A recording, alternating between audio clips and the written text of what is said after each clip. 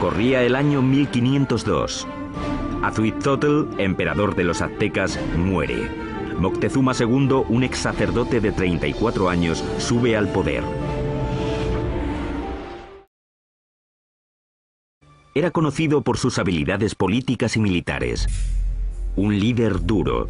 Mató a la población de las ciudades que no se doblegaban a su mandato. Pero en privado estaba inquieto. El imperio azteca está en su cenit.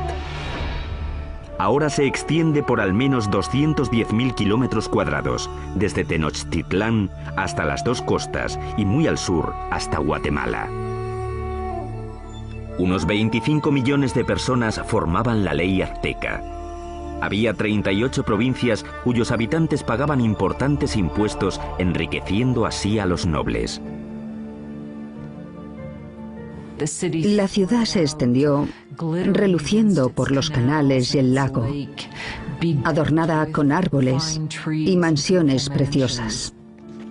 Y Moctezuma II lo presidía todo. Parece ser que Moctezuma era un individuo pasivo, incluso hasta depresivo. Cuenta la leyenda que después de ver un cometa pasando por el cielo de Tenochtitlán, pasó el resto de la noche llorando.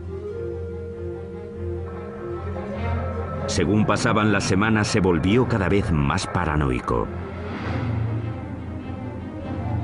Pero en el culmen de su obsesión por lo sobrenatural, una amenaza muy real se aproximaba por mar. Los espías colocados a lo largo de la costa del Golfo informaron sobre algo muy extraño que no conseguían describir. No habían visto un barco en su vida, así que no tenían una palabra para describirlo. Por eso los indios se refirieron a los barcos como montañas que se mueven por el agua. En 1519, tras navegar desde Cuba, Cortés llegó con 11 de aquellas montañas flotantes y 500 hombres al Golfo de México, 320 kilómetros al sureste de Tenochtitlán. Las tribus quedaron atónitas ante aquellos hombres con armaduras de metal y animales que no conocían. Según avanzaron tierra adentro, masacraron brutalmente a las tribus que se resistieron, pero muchas otras se alegraron de poder proporcionarles comida y hombres.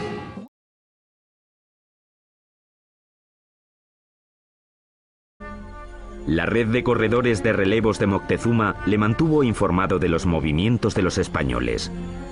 Estaba claro que iban hacia la ciudad. Mientras avanzaba hacia Tenochtitlán en el verano de 1519, Cortés amasó un ejército de miles de hombres. El ejército de guerreros de Moctezuma contaba con cientos de miles. Iban vestidos de animales en el campo de batalla para intimidar a sus rivales. Parte de ello era espectáculo. Los guerreros llevaban distintos trajes increíbles. Los guerreros más importantes eran los caballeros, vestidos de jaguares y águilas. El primer encuentro entre Cortés y Moctezuma sería pacífico. Pero el conquistador sabía que un choque enorme y sangriento entre el viejo mundo y el nuevo mundo tendría lugar pronto.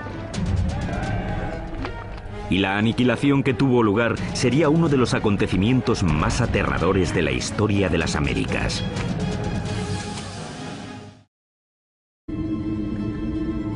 Otoño de 1519. El conquistador español Hernán Cortés ha llegado por fin a la brillante capital azteca de la que tanto ha oído hablar, Tenochtitlán. Cuando los españoles vieron por primera vez Tenochtitlán, debieron pensar que era una visión, que estaban entrando en alguna especie de sueño. Una enorme fuerza de guerreros nativos aliados contra los aztecas le acompaña mientras avanza por el paso principal hacia la ciudad. El encuentro entre Cortés y Moctezuma en el paso hacia Tenochtitlán tuvo que ser uno de los acontecimientos más impresionantes de la historia del mundo. Fue un encuentro entre dos mundos distintos. Cortés le ofreció la mano, pero en cuanto lo hizo, los nobles que atendían a Moctezuma le empujaron diciendo: no, no, no, es una indignidad total. Nadie toca a Moctezuma, el gran señor de la tierra. El encuentro de los dos mundos fue pacífico, pero lleno de tensión. Moctezuma en ese momento ya se había vuelto impulsivo y propenso a las crisis de histeria. Moctezuma invitó a los españoles a quedarse en uno de sus palacios. Resultó ser un error catastrófico. Cuando los españoles entraron en la ciudad, quedaron tan impresionados que les pareció un sueño. En el centro de la ciudad se alzaba el colosal palacio del emperador. El palacio de Moctezuma II era un gigantesco complejo que se extendía por las 3 hectáreas contiguas al gran templo. Uno de los españoles se dio cuenta de que todos los días se reunían 600 nobles en el palacio de Moctezuma para oír las palabras del emperador. Moctezuma recibió a los españoles en una gran cámara de recepciones que había en la entrada, diseñada para que el emperador pareciera omnipotente. Pero el palacio de Moctezuma sería el último que construirían los aztecas. Cuando no llevaban ni una semana de visita, los españoles fueron a la yugular y secuestraron a Moctezuma. Fue un movimiento atrevido, pero compensó. El imperio parecía suyo. Durante 6 meses, la tensión dentro de los muros de Tenochtitlán se calmó. Entonces, en la primavera de 1520, todo cambió. Una mañana, unos soldados españoles interrumpieron un sacrificio sagrado y mataron a los participantes. El acto desencadenó un alzamiento. Para los aztecas, los españoles habían cometido un sacrilegio inefable. La ciudad quedó sumida en el caos cuando los aztecas marcharon al palacio de Moctezuma. Moctezuma intentó subir a la cima del palacio, hablar con la gente y calmarlos, pero ya no aguantaron más. Moctezuma se había convertido en la marioneta de los españoles. Una traición tan enorme a los ojos de su pueblo que le lapidaron y tiraron flechas. Poco después tiraron el cuerpo sin vida de Moctezuma por las escaleras del palacio. Nunca sabremos si murió a manos de los españoles o por las heridas que le infligió su propio pueblo.